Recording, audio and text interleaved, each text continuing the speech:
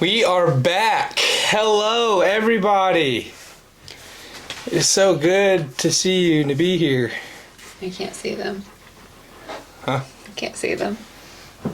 Well, luckily for you guys, you get to see me. And that's the best I can do. I can leave that door open. It's I open. can run in and out. It's not shut. Well, I just know it's got to sound terrible listening to them right there in that mic. Just I'm sure it was breathing. great, but there's not really anywhere else for them to lay down. And they're just excited. So lay down. Sit. It's him. He's the problem. You guys are perfectly fine, literally, until we sat down, and then you just started going nuts for no reason. You were literally laying down before I sat down. That's as close as you get. It's like an army crawl. Yeah, what do you rate the halftime performance? We've seen what the kind of popular opinion, especially for this area, what people are saying about it. Yeah. So, me and you have talked about it though a little more in depth. We'll kind of go through it today a little bit. We'll kind of break it down because I think people just don't understand. So immediately, I didn't hate it. I liked it. I enjoyed it. Mm-hmm. Everyone's like, "Oh, I turned it off." Blah blah. I went and cleaned. That's dramatic. It was like a 10-minute performance, and you're gonna. Right. But I enjoyed it. I think a lot of it went over my head, like the very initial of it. But like looking back and seeing other people like comment on it and things like that, kind of drawing conclusions, like I still like it. I still stand behind my initial opinion. Right. I thought it was respectful is not the word that I want to say, but like I think that he censored himself a lot with like he wasn't trying to cuss a lot. I feel like a lot of people posted, everyone wasn't half naked or, there was no like stunts like that, which is kind of rare. Not that I'm like super against, people showing their bodies or anything like that. But like I feel like at the Grammys, like everyone's performance was like a leotard type, something like that. And he switched it up, and I think that he's very intelligent, and it probably, Yeah, I think he had a message to send. For sure. It wasn't, the like craziest like actual like performance in the world, but it was like, and again, I guess to kind of break it down for people that don't really understand, people like just think it was just him rapping. You kind of have to understand like what he was talking about, where it was coming from. The allegations, the Not Like Us, the song that Kendrick performed there at the end, the one whenever he looked in the camera directly and called Drake right out his name. And then the way he flirted with it first, though, and then the whole thing with Samuel L. Jackson, and the way Samuel L. Jackson was trying to like, they were like doing that thing where they're going back and forth. He was like, "Oh yeah, that's what America wants, nice and calm," and and then Kendrick made the comment about like they want me to play their favorite song, but they sue or whatever the fuck he said. That's because Drake is suing. They're in a court battle right now, suing Kendrick for Kendrick's allegations he made in the Not Like Us song, which he sang during the performance. Like, they're in court for the lyrics that he made in that song for false allegations. Probably shitting himself. Yeah, and then he sang the same fucking song during halftime live in front of millions of people after he called him right out his name. And so like the allegations being that Drake has had minors in his music videos. He's been associating with underage girls. Also like stuff linking him back to the Diddy stuff. All of that, that's why. So for a lot of you people that are like saying that like that performance was trash, you really need to understand like what it was about and like what he was saying. And I was trying to find, because because I didn't want to get it all. I am starting to see more positive posts though. Like initially it was just everyone in the area that are old and just mad that Prince wasn't performing. That's the only people that were on my timeline. But now, sorry, I was trying to take over the camera. But now I'm seeing like a lot more like influencers and news media outlets, not necessarily news outlets, I guess, but kind of actually, trying to flip the script. Yeah, well, especially your boomer generation or whatever you want to call it.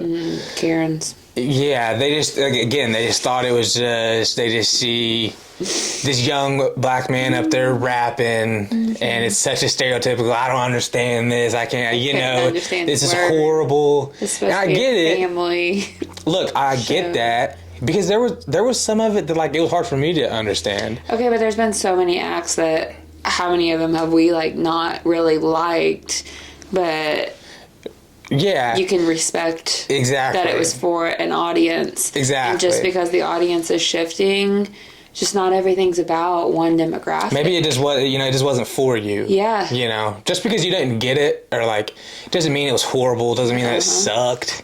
Yeah. It doesn't mean that like people are he's so trash. quick to, if you don't understand something, it's just automatically stupid or you don't like it. And if you begin to research this and understand like what he's saying and like who he's calling out and the people that he's going after with these lyrics, you're probably on his side you're afterwards. Gonna respect him a little bit. Yeah, you're gonna be like, oh shit, okay, I respect what he's doing. And I was wanting to, like I said, just because I didn't want to. So I guess we can go through like why the Not Like Us was like so important and like some of the shit that he said. First of all, it just won what, 5 Grammys? Yeah, I was like, when did the lawsuit or whatever, like, when did that start? Did that originate, like, when the song first dropped, or was it after it caught all that heat at the Grammys? But last March is what this article is saying from... Oh, wow, okay. I believe it was whenever the song was dropped. Okay. Whenever he released that song. Okay, so he just, like, that's so much momentum. To my understanding, if I'm completely wrong about this, someone, like, fill me in. I've done, like, a little bit of, like, I've done some research, and I was trying to find where it really came from, but, like, to my understanding, it really was, like, Kendrick just dropped this song as a shot. Blue? Yeah, it's just, like, shots fired type shit. And that was the whole Drake's response whenever he came out with the hoodie at the concert with all the bullet holes in it. It was, like, shots fired. Right, but that's the amount of momentum behind this song right now. Like, you have the Grammys, wild. You've the got Super Bowl, all of that, and then you're gonna hit the Super Bowl. Everyone at the Super Bowl singing it. Yeah. Like, the whole stadium singing it. Yeah, everyone at the Grammys was getting behind it too. A minor. Like, that shit is crazy. They were just blasting him at the Grammys, though, and just everyone was for it. He, at the very beginning, in case you missed it, whenever he first come out, he says, whenever he called Drake out his name, he says, "Say, Drake, I hear you like him young." First of all, wild. Mm-hmm. First words out of his mouth, calling Drake out his name, he says, "Say, Drake, I hear you like him young." That's crazy. Well, it's the line, and that's the first. Yeah, but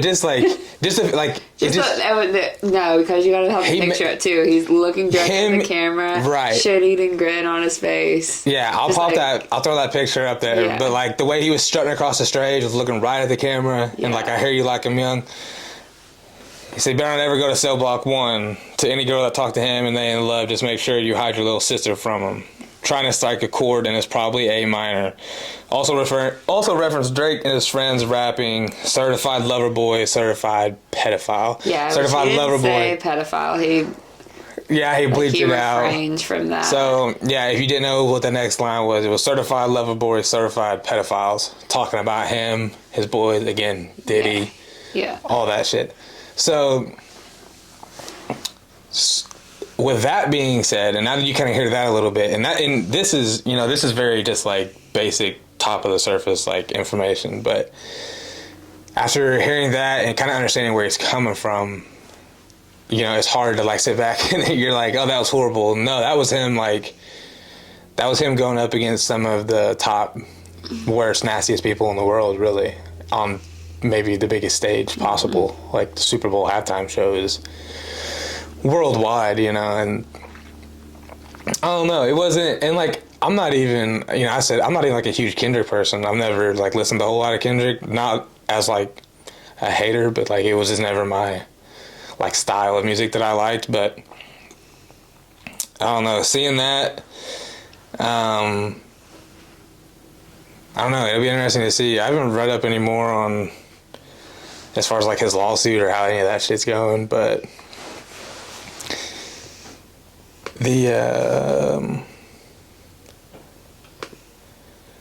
as far as the game though, it's hard to watch. that shit was like almost not even worth watching. You think what you I think? think they're recruiting for a new offensive line right now. You think that they got to Mahomes and told him to throw the game? No. Throw the game. No.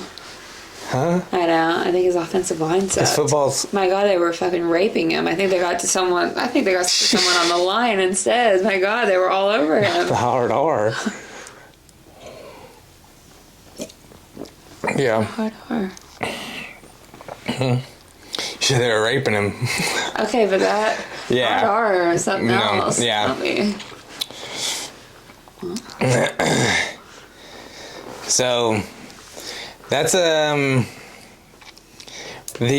other thing I was wanting to talk about and go into was the latest, the wild news.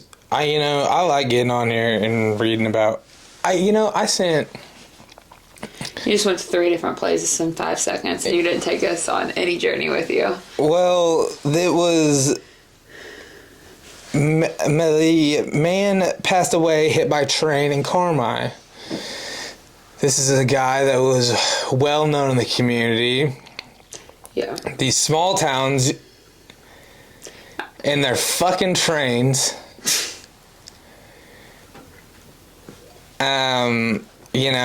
It's just. It's just a matter of time for something like this happened.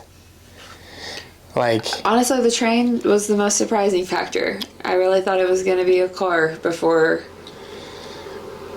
whenever I first read that had happened, that wasn't even like, I didn't even think about him. I was Oh, no. like, No, until I saw people saying. That's not funny. I just saw people saying something about, like, oh, we used to give our cans to him. Like, who are we going to give our cans to? And I was like, oh my God.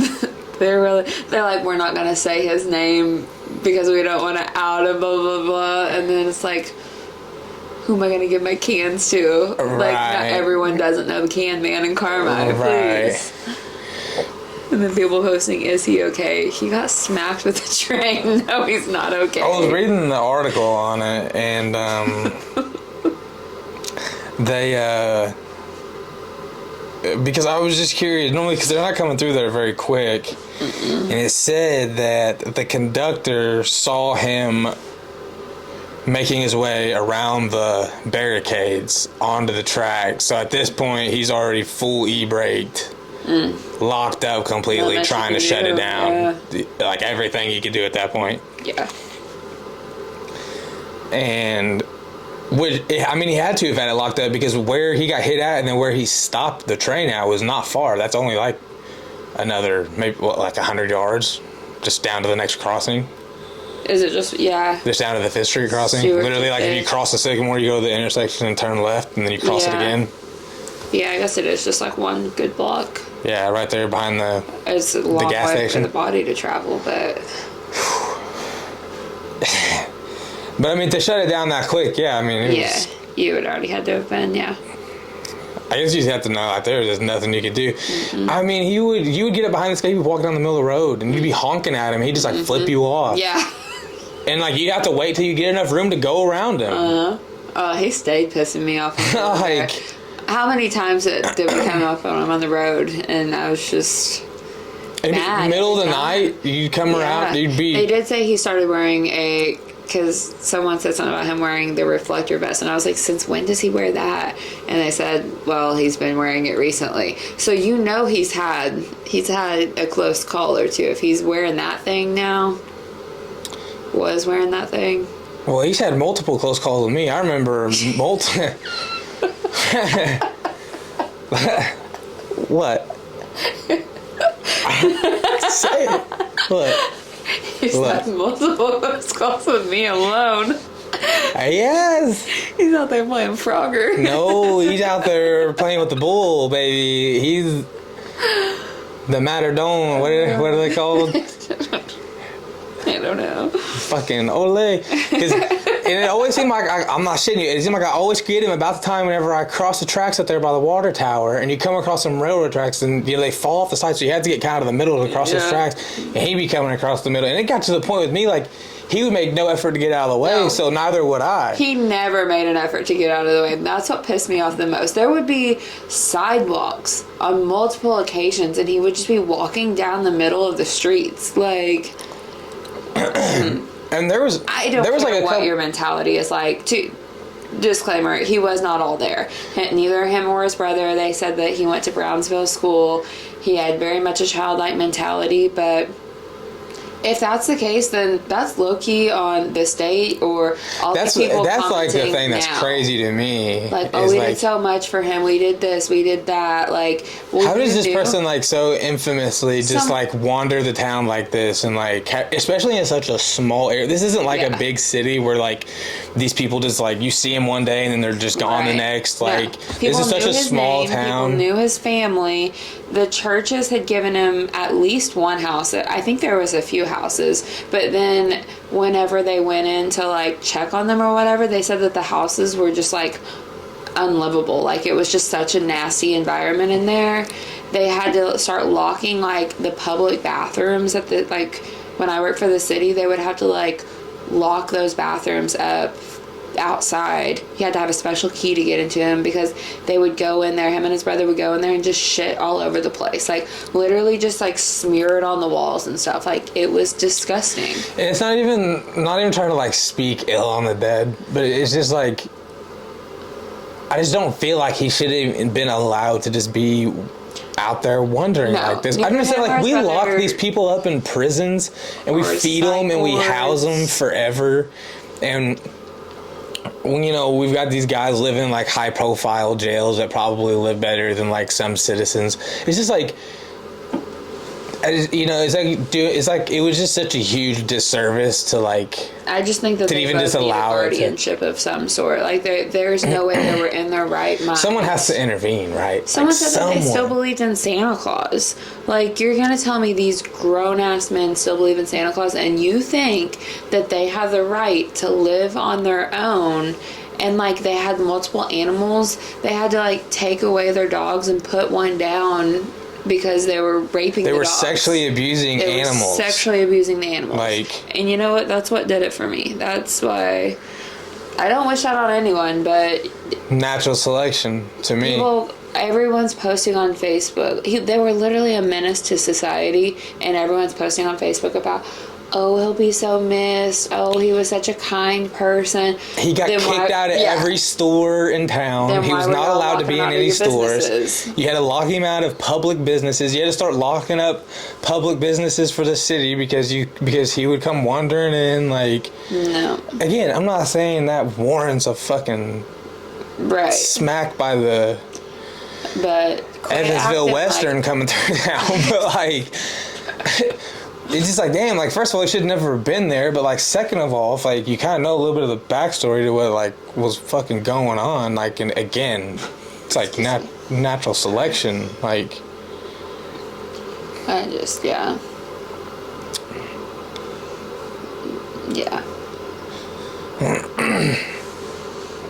I'm just I guess like I get sick and tired of people. You don't do anything while they're still living, and you hate them while they're still there and they're a menace, but then the second that something tragic happens, just it rewrites their whole character, the dead person's character. It's amazing.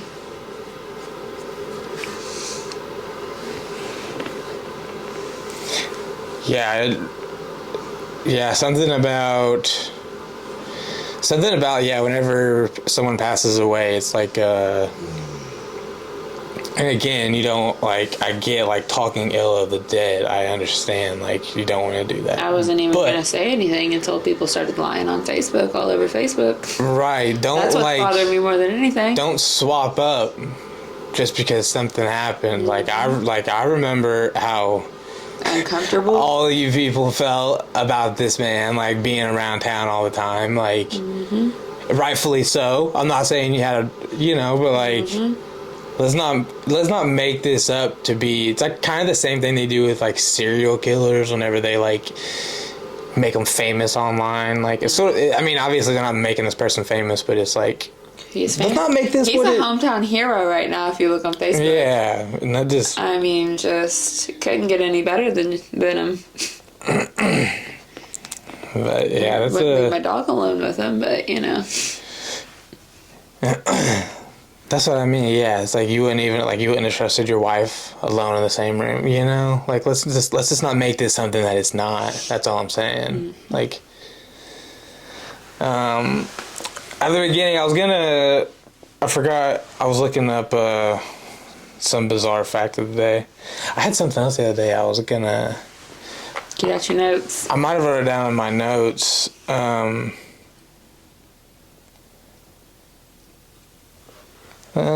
Let me see what I got. Where are my notes? There they are. Oh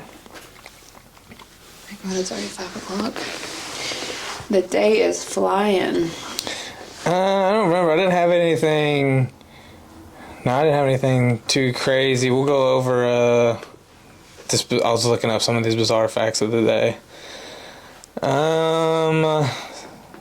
Something interesting here. This one says, just something fun for you to know that ketchup was once sold as a medicine in the 1830s, claimed that it could cure ailments like indigestion and diarrhea. Doctors even sold tomato ketchup in pill form at the time. Excuse me. That's interesting because, like, usually red sauces, like, cause indigestion, and they're like, here, eat this red sauce and it'll cure yours. Is this another thing we've been lied to about? Is this what JFK's on his way to exposing is the ketchup? We need to put it back in the pills. Put the fucking ketchup back in the pills and nobody gets hurt. Back in the pills? You think they should be selling ketchup pills? Well, I don't know. I would have to look at the science. Okay. Have you done any research into... We just skirted right over this last week, I think. Him putting the baby birds in the blenders. Who? JFK, whenever they were questioning him, his cousin or whatever was like he had snakes, I think it was. He had all these animals in college, and they were like he would put these baby birds and chicks in a blender and blend them up and feed them to his animals. What animals did he have? I just told you that I think it was snakes or something. I know they eat mice, but...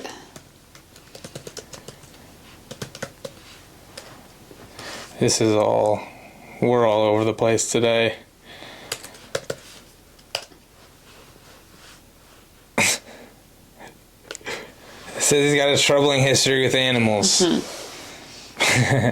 Blending mice, freezing roadkill, staging a bear accident, and beheading a whale. How do you behead a whale? Oh, hold up. Okay, so Caroline recalled her cousin hanging out in his basement, his garage, his dorm room as a young man and, quote, showing off how he put baby chickens and mice in the blender to feed his hawks. He's always loved talking about his falconry and hawk training hobbies, which he has apparently pursued since he was 11. It's no surprise that he keeps birds of prey as pets because he himself is a predator. Damn. Catching some heat. Uh-huh. No, I didn't, His daughter was the one that's told that he sawed off the head of a whale corpse. Yeah, but like why? Strapped to the family minivan. I need more context, because I was reading about this bear accident that they're talking about here, and like he didn't kill the bear. He admitted to dumping a dead bear cub in Central Park.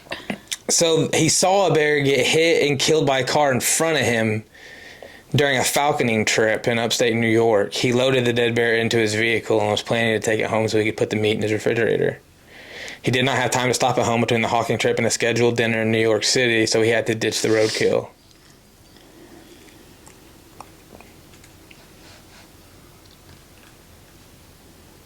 I just didn't know if you had looked up the birds in the blender.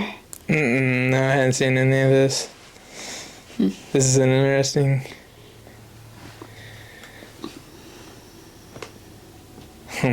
70 live birds hidden in plastic hair rollers were seized at... Oh, that's something else. That's just a JFK airport. I don't know what that is. Was he blending dead mice? I don't know. I hope so, but the way they said, it sounded like they were alive. I did see. Did you see where they attacked JFK because of the onesies that he sells or that he supports? He is part of that company that sells the onesies that say, I don't know, unvaxxed and unafraid or something like that. And they questioned him about it during his Senate hearing. No. But the other thing, she said it like in the same breath, I'm pretty positive. But she just like accused him of, I watched his younger brothers and cousins follow him down the path of drug addiction. And like she blamed their deaths. Like I think 2 of them died. And like his friends back in college and stuff, like they would always go over to, like his place was like the happening place, like that's where you'd go to get the drugs and everything. And she like blamed their deaths on him, and then like used his recovery like against him, just like that he had the means to like recover and, you know, be a society, like a member of society, and they didn't. Like, and I was like, that's bold. Like you can't put someone else's addiction on. No, that's just looking for a cope. You can't. But putting the death of someone else or... Yeah, just because they couldn't get, like... It's tough, though. I get that feeling. But I guess we can dive into this for just a minute, just because this comes back into some addiction stuff that I can actually a little bit relate to. I don't think it's his fault. I'll tell my opinion, and then you give me yours, because yours is probably a little bit more valuable given everything. I don't think that he can be held responsible unless he like held them down and put the drugs in their system. Like, right. Everyone knows drugs are bad, they're addictive, whatever. It's not necessarily his fault that they couldn't get clean and they couldn't, you know, stay clean, in my opinion. Unless he was still fucking feeding them the drugs as he was recovering. I don't know. I just think it's a stretch. Yeah, so I don't think that you can ever... Yeah, unless like literally someone tied you down and stuck a needle in your arm and overdosed you, that like you can't ever, even like the person selling them the drugs, like you can like say like they're enabling them, whatever, but like at the end of the day, it's not really their problem. Like, I'm not saying like not what they're doing is right, you know, but that's just the name of the game. Sorry, it was kind of bothering me. Like, at the end of the day, that is a business for a lot of people. Drug business is a huge game. It's a huge market. And so, you know, at the end of the day, you can't blame anyone but the person that's continuing to go back and use over and over and over. Like, and it's not even like, because you stop going to one person and the addict just finds the next guy down the street that's selling it, that doesn't give a shit if your wife and kids are at home that you haven't saw in a week, 'cause you've been on a bender. Like, he doesn't give a fuck. Like, he just sees $1 to turn. So, yeah, I know that's tough. Like, 'cause I've had friends that have like struggled with it, and like friends that struggled right alongside me, especially early on in my journey with it, and like, you know, having to sit by and kind of watch some of those people struggle with things a little bit more difficult than you did. Knowing that it could have been you, or like feeling that it should have been you that was struggling, or like having those issues, like had to go through that, and kind of feeling like that's your fault, and like that's a heavy thing to carry. So like, I guess for like anyone like that's watching someone like struggle or like seeing other people struggle, like you just have to remember that like there's nothing you can do, as much as that sucks to hear. Like nothing you can do to help, you know, until they decide that they want to get help or want to do better. Like there really is nothing you can do for them, for someone struggling with that, as much as you want to, and you want to just shake them out of it and whatever it is, like until they really want to, like in their soul, want to make that change. So yeah, I think anytime I hear anyone like say anything like that, of like blaming someone else for a problem like that, like I'll never be able to support that. Like that's complete shit in my opinion. That's just my personal. I think everyone always looks for someone to blame, and it's a lot easier. Like, how easy would it have been for me to like blame someone else for you like becoming an alcoholic, or you know what I mean? Like, yeah, and you can't blame the addiction because what is the addiction? You don't even really know. Like it's not a physical thing, or like a person or something you can like point to and like blame. Or like if so and so wouldn't have given you your first beer, you might never become an alcoholic. Like you can't do that, or like. But some people do try and do that, but that would rationalize it, you know? Well, that first drink would have happened regardless. It doesn't matter who it was with. But you know? I think, like, I don't know I know what I'm trying to say, I can't get there, so. Yeah. Like, Chase would never do that on his own. Like, someone had to have pushed him into doing it, or, you know. Yeah. Like so-and-so would have never haven't smoked weed on their own. Like someone had to enable them into doing their peer pressure them into doing it, and then. Yeah, not that like peer pressure is a real thing, sure, but like to me, like peer pressure is like an excuse. In my opinion, that's an excuse of like just a weak person that like. I'm not saying that's their fault, like. Some things you just have to learn the hard way, and like you give in to peer pressure, and everyone's done it, and it happens. Peer pressure is like one of those things I feel like you get like one pass with it, right? Like you got peer pressured, you did it once, but now it's like it's on you, like, and whether you decide to do it again, that's not because you were peer pressured, like, and like that may be like a real like technical like take on it, but. In my mind, it's like peer pressure is like, again, that's just an excuse of someone that's just not willing to like own up and accept their own faults and like take responsibility, and then they're just looking to push that blame off on someone else. That's someone that's just not really ready to accept that they have a problem, or like. Yeah. I think I look at peer pressure in like two separate like categories too. When it comes to like drugs, alcohol, bad decisions, like I feel like there's like one avenue for it, but then I feel like anything like I don't know, like I feel like in like girls or like women like get peer pressured and like sexual like things a lot too, and I think that that's like a kind of a like completely different avenue of peer pressure and stuff like that. But yeah, definitely I see what you're saying. Yeah, there's definitely different types, for sure, of peer pressure. That's a more, not that I would have a different take on that. That's not that's a much different thing. Those are just nasty fucking individuals that didn't get enough attention or have insecure issues, but yeah, for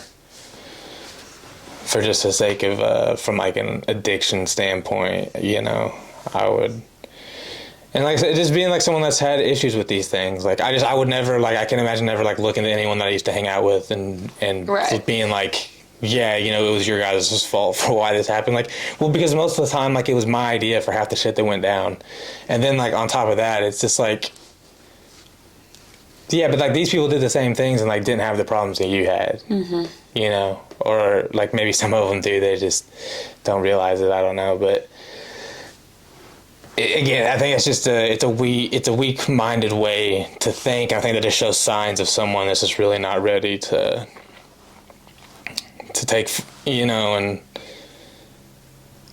I don't know. I don't know. I just can't relate to that. Like, I don't feel like I've ever been one to just like to blame others. No, and that's what I Like, said. Like, even whenever I get frustrated, I don't feel like I like dish the blame out on other people, even if I seem like annoyed or upset or something. But like I don't like. I've never felt like anything up to this point in my life was like anybody's fault but my own. I think that's like that's something that like family members and like loved ones close to people, that's like the first thing they want to do is blame someone else. Mm-hmm. Yeah, I agree. Blame the and people I feel like you're I around. Had a different like outlook on it if like you wouldn't have been, because you like said it from the start, it's no one else's fault but my own. Like you've always taken full responsibility for your own shit, which like I admire and like I respect you for. But I feel like not everyone does that. I feel like not all addicts do that either. Like, it depends on what stage they're in. Yeah. Because like now that I've been to like meetings and I've seen people at different stages of their recovery, and like normally whenever you see people still doing that kind of blame game type shit, they're normally still real early. Probably less than 6 months sober, you know. Probably less than like 3 months sober actually. Like still really early on whenever you see people like that. And it normally doesn't take long, I feel like, for people to kind of, you know, the people that are willing to put in the honest effort, that is. And then, you know, this depends, like, are people really putting in the honest effort or are they not? Like, again, you're never going to change someone that doesn't want to make that change. So it's all so circumstantial. Like recovery and addiction, it really is like there is no set way. There's no like, you go to the meetings, you hear all these different ways of how things should be working, and you're like, well, none of that fucking works for me. Like, so like realizing early on that like there's just not a set way to it, and literally it's just every single day is a little different.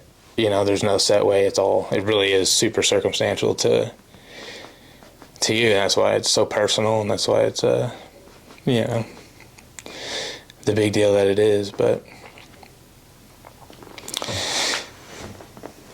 anything else? Anything else we need to cover? Anything new? Any updates going on? I made a post about it. If you guys haven't saw, we've got guest appearances starting soon this week. Looking forward to that. If you haven't already, make sure you head over the Hydrate 12 IV Therapy, Facebook and Instagram. Check it out. Get your IV scheduled today. Anything